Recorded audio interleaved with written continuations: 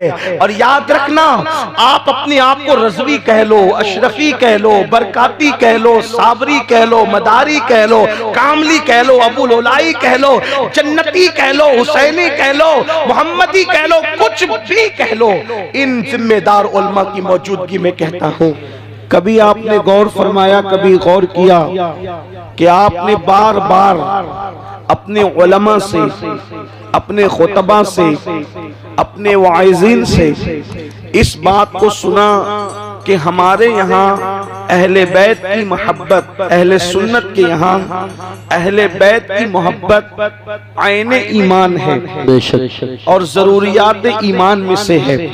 यानी जब तक आपके दिल में अहले बैत की मोहब्बत न होगी उस वक्त तक आप मोमिन नहीं हो सकते।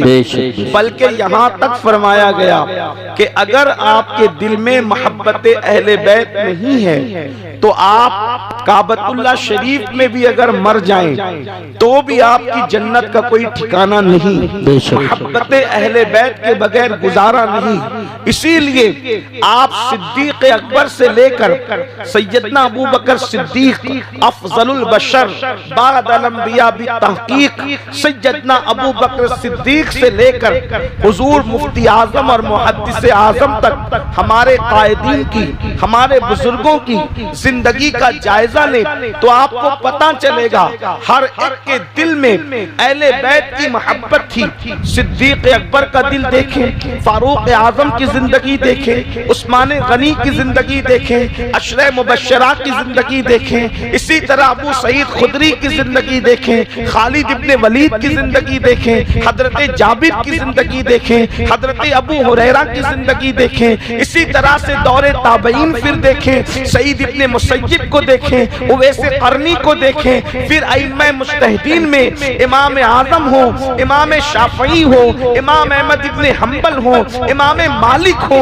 ये हमारे तीन इमाम तो बल्कि इनको मारा ही गया है अहले बैत की मोहब्बत के अंदर। इमाम आजम को जहर दिया गया अहले बैत की मोहब्बत की वजह से। इमाम मालिक के मोंडे तोड़ दिए गए अहले बैत की मोहब्बत की वजह से। मेरे आका सल्लल्लाहु अलैहि वसल्लम के दीवानों इमाम मोहम्मद इब्ने इदरीस शाफई को राफजी कहा गया अहले बैत की मोहब्बत की वजह से। आपने फरमाया, जिसको जद्दुल मुमतार में मेरे इमाम ने नकल फरमाया, इमाम शाफई कहते हैं आलुन नबी ज़रीअती व हुम इलैहि वसीलती अर्जू बिहिम आता गदन बियदिल यमीन सहीफती।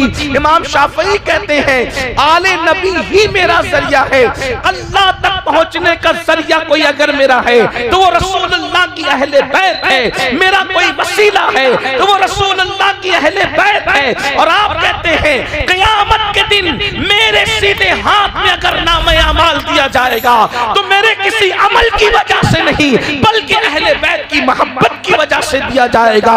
मेरे प्यारे आका सल्लल्लाहु अलैहि वसल्लम के दीवानों, आप गोया के जिस वली की जिंदगी को उठा करके देखें आपको पता चल रहा है अहले बैत की मोहब्बत, सहाबा की जिंदगी में अहले बैत की मोहब्बत। मैं बतौर सबूत एक एक दो दो बातें पढ़ता हूँ, लेकिन आज मेरा सवाल ये होगा पूरी महफिल से और पूरे मजमे से सवाल ये होगा कि आखिर मोहब्बत अहले बैत उम्मत के लिए लाजिम क्यों की गई, मोहब्बत क्यों जरूरी करार दी गई, अहले बैत की मोहब्बत जरूरी क्यों है। मेरे आका अलैहिस्सलाम के प्यारे दीवानों, आज ये देखिए सैयदना अबू बकर सिद्दीक रज़ी अल्लाह तआला अन्हु कितनी मोहब्बत फरमाते हैं, अहले बैत से कितना प्यार करते हैं। आप फरमाते हैं उरक़ुबू मुहम्मदन फी अहली बैती के मुहम्मदुर रसूलुल्लाह सल्लल्लाहु अलैहि वसल्लम का जिस तरह हम एहतराम करते हैं, ताज़ीम करते हैं, बिल्कुल उसी तरह रसूलुल्लाह की अहले बैत की ताज़ीम की जाए। हुजूर का ख्याल करो अहले बैत के मामले में। इसीलिए देखें एक मर्तबा सिद्दीक अकबर रज़ी अल्लाह तबारक व तआला अन्हु इमाम हसन को अपने कंधे पे बिठा के, सिद्दीक अकबर का हसन मुश्तबा से क्या खूनी रिश्ता था? कोई खूनी रिश्ता नहीं था। न चचा लगते थे खूनी तौर पर, न ताया लगते थे खूनी तौर पर, न दादा लगते थे खूनी तौर पर, न नाना लगते थे खूनी तौर पर। हजरत इमाम हसन का खूनी शजरा अलग है, सिद्दीक अकबर का खूनी शजरा अलग है। लेकिन अल्लाह अकबर, सैयदना अबू बकर सिद्दीक, ये अबू बकर सिद्दीक कौन है? मेरी कौम के जवानों, आपको अंदाजा होना चाहिए, जिस अल्लाह अकबर किसी की सहाबियत मुहक्किकीन की तहकीक से साबित है, किसी की सहाबियत सहाबा के अक़वाल से साबित है, किसी की सहाबियत हदीस मुस्तफा से साबित है। एक तन्हा रसूलुल्लाह का सहाबी ऐसा है कि जिसकी सहाबियत कुरान मुक़द्दस से साबित है। कुरान ने जिसको सहाबी कहा है वो सैयदना अबू बकर सिद्दीक की। सुभान अल्लाह, वाह वाह, नारे तकबीर, नारे रिसालत, नारे हैदरी, नारे गौसियत, मसलके आला हजरत हजरत अल्लामा सैयद अमीनुल कादरी साहिब क़िबला, उलमाए अहले सुन्नत, सरज़मीन डरिया शरीफ। सिद्दीक अकबर जिनको रसूलुल्लाह ने अपनी ज़ाहिरी हयात में अपने मुसल्ले पर खड़ा किया, वो इमाम हसन को अपने कंधे पे लेकर मदीने मुनव्वरा की गलियों में घूमते हैं, अपने कंधों पे बिठा के। कोई पूछने वाला पूछता है, अमीरुल मोमिनीन आप क्या कर रहे हैं? तो सिद्दीक अकबर फरमाते, मैं क्या कर रहा हूँ? मैं तो अपने नबी की सुन्नत पर अमल कर रहा हूँ, क्योंकि मैंने रसूलुल्लाह को ऐसे करते देखा, इसीलिए मैं भी ऐसे कर रहा हूँ। ये सिद्दीक अकबर का अंदाज। उसके बाद सैयदना फारूक आजम को देखें, अमीरुल मोमिनीन, गैजुल मुनाफिकीन, इमामुल मुजाहिदीन, सैयदना उमर इब्ने खत्ताब रज़ी अल्लाह तबारक व तआला अन्हु, इमाम हुसैन और इमाम हसन की छोटी बहन सैयदा उम्मे कुलसूम के साथ आप निकाह का पैगाम भेजते हैं और फरमाते हैं कि इनके साथ निकाह करना है। छोटी उम्र की वजह से उज्र किया जाता है।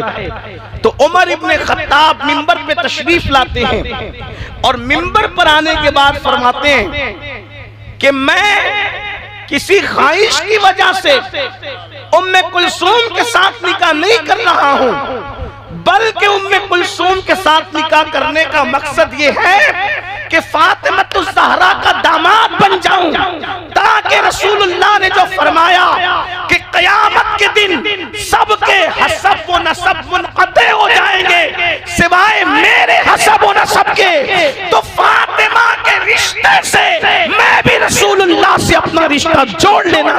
सुभान अल्लाह, सुभान अल्लाह। इसलिए उम्मे कुलसूम को निकाह का पैगाम दिया गया।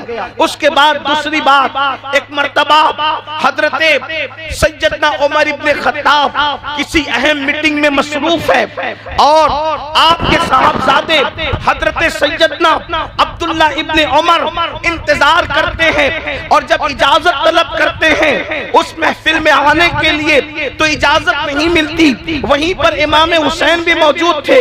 इमाम हुसैन ने सोचा कि मैं जिससे मुलाकात के लिए जा रहा हूँ मुझसे बहुत ज्यादा अजीज, मुझसे बहुत ज्यादा महबूब, तो बाप को औलाद